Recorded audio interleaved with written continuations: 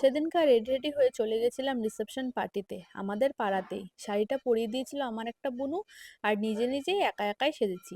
কেমন সেজেছি তোমরা কিন্তু আমাকে কমেন্ট করে বলো। এতই সেজেছি যে বারে বারে ক্যামেরা খুলে নিজের থোবরাটাই দেখাচ্ছি তোমাদেরকে। আমাদের পাড়াতে পরপর দুটা বিয়ে ছিল, আর এটা প্রথম বিয়ের রিসেপশন, আর দ্বিতীয় বিয়ের রিসেপশনটা ব্লগ আসবে একটু দেরিতে, এখনো রিসেপশনটা কমপ্লিট হয়নি। আর এই দেখো মিষ্টি বৌমা, আমাদের পাড়ার নতুন বৌমা। আর সবাই ছবি তুলছে, আর আমার ওখানে গিয়ে না ছবি তুলতে একটু লজ্জা লাগছিল, তাই আমি সাইডে গিয়ে নিজের থোবড়া দেখাচ্ছি তোমাদেরকে বারে বারে। অনেক কষ্টে ছবি তুলছি, বারে বারে ছবি তুলতে গেলেই কিছু কিছু লোকজন চলে আসছে মধ্যখানে, কি করব বলো। আর বরকে সে বলে কয়ে একটা ছবি তুলতে না তুলতেই তার তাড়া লেগে যায়, কিছুতেই আমার সাথে ছবি তুলতে চায় না। বিয়ের আগে অনেক ছবি তুলতো, এখন ছবি তুলতে গেলেই কাঠপিঁপড়েতে চিমটি কাটে শরীরে। কিছু করার নেই। আর এইদিকে আমাদের হিরো, ও তো কিছুতেই এক জায়গায় স্থির থাকবে না, চারিদিকে ঘুরে বেড়াবে। ওকে অনেক কষ্ট করে একটা ছবি তুলছি, তাও আবার তেরা বেঁকা, ওটা আর দেওয়ার মতন না। তাই ভাবলাম ভিডিওই করে নিই ওর লুকটা। ওকে কেমন লাগছে ওটাও কিন্তু তোমরা জানিও। বিয়ের ডেকোরেশনটা কিন্তু খুব সুন্দর করছিল, সরি বিয়ে না রিসেপশনের ডেকোরেশনটা খুব সুন্দর করছিল। আর এখানে ছিল সব স্টল, এই জিলেপি, ফুচকা, চাট, কফি। আমি ওখান থেকে শুধু একটু জিলেপি খেয়েছিলাম, তাও ঠিকঠাক খেতে পারিনি আমার ছেলের জন্য।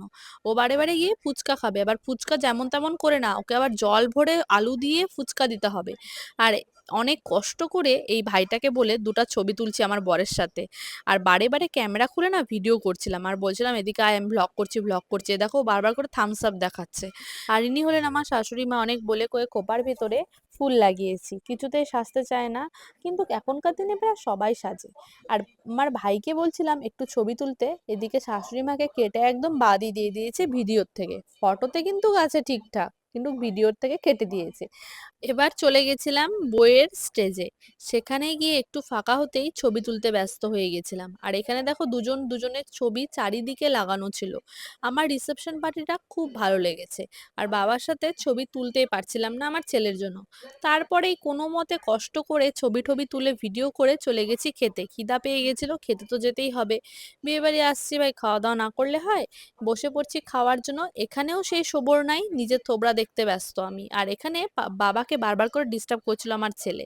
প্রথমেই মেনু কার্ড আর পাস পাস দিয়ে দিয়েছিল, আর টিস্যুটাও দিয়ে দিয়েছিল। মেনুতে কিন্তু অনেক কিছু ছিল, আমি আর নতুন করে বললাম না। খেতে বসেও আমার শান্তি নেই, ক্যামেরা খুলে নিজের থোবড়া দেখাতে ব্যস্ত। পাশের থেকে একজন বলেই বসলো, তুমি কি আবার লাইভ করতে বসেছো? আমি বললাম না।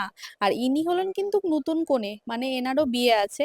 এনার বিয়েরও আমি ব্লগ আপলোড করব, ওটাও দেখে নিও সবাই। তো সবার ফার্স্টে স্যালাড, রাধা বল্লভী দিয়ে দিয়েছিল, বেগুনি দিছিল, ডাল দিছিল, আরো অনেক কিছু যেগুলো মেনুতে ছিল সেগুলোই খেয়েছি, ওগুলো আর দেখাইনি। আর রাধা বল্লভীটা মনে হচ্ছিল লুচির ভেতরে কেউ পুর ভরে দিচ্ছে, এতটাই ঠান্ডা হয়ে গেছিল।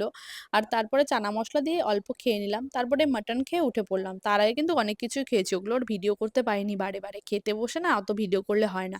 তারপরে সবার সাথে একটু হাসি ঠাট্টা করছিলাম, আর একটু বসে গল্পও করছিলাম। আর এই যে বুনুটা কিন্তু আমাকে শাড়ি পরিয়ে দিয়েছিল। তারপরে যে বাইরে এসে দেখি আমার ছেলে নাচতে ব্যস্ত, সেই ডিজে চালিয়ে সবার সাথে নাচতেছে।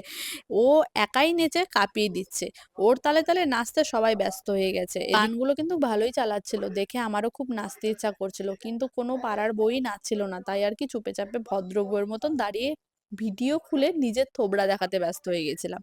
আর এখানে লাইটটা এত সুন্দর ছিল কি আর বলবো। তারপরে আমার শাশুড়ি মা শ্বশুরের সাথে কিছু ছবি তুললাম, ছবি তুলে বাড়ির পথে রওনা হলাম।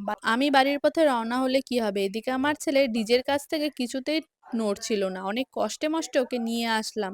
ওখানে গিয়ে দেখি আবার সে রঙিন লাইট জ্বলছে, ওখানেও ক্যামেরা খুলে নিজের থোবড়া দেখাতে ব্যস্ত হয়ে গেছিলাম। আর এইদিকে দেখো আমার ছেলের নাচার কি চোট, প্যান খুলে যাচ্ছে নেচে নেচে, কিন্তু নাচা বন্ধ করছে না। সবার সাথে এত সুন্দর তাল মিলিয়ে নাচছে, সবাই শুধু ওকেই ডাকছে নাচার জন্য। সুন্দর করে মাথা হিলিয়ে হিলিয়ে নাচছিল, হেভি নাচ নাচছিল কিন্তু। তারপর আর কি, তারপর আমিও একটু নাচ টাচ দেখে ওকে জোর জবরদস্তি কোলে নিয়ে বাড়ির দিকে দৌড় দিয়ে পালিয়ে গেলাম। ব্লগটা কিন্তু কাটটুকুই ছিল, ভালো লাগলে লাইক কমেন্ট শেয়ার করে দিও, টাটা।